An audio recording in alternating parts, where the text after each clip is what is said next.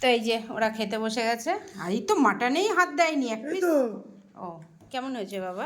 মাটনটা হেবি ভালো হয়েছে। খা খা খেয়ে দেখ আমি এই সলিড কেমন নরম হয়েছে। আমি আগে দেখতে যাই কেমন হয়েছে। ভালো হয়েছে,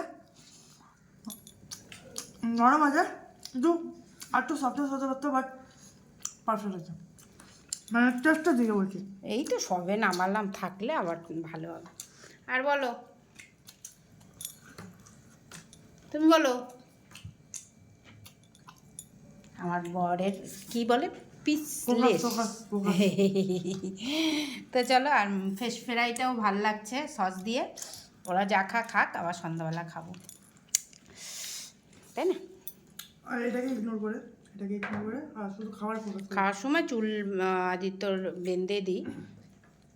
বলো, আমার ছেলেকে পাঞ্জাবির মতো লাগছে না বন্ধুরা? এই তো ছোটোবেলায় এরকম বেঁধে দিতাম, জানো তো। ওদের ছোটোবেলায় এত লম্বা লম্বা চুল হয়েছিল, তারপরে চুল ইয়ে করেছিলাম।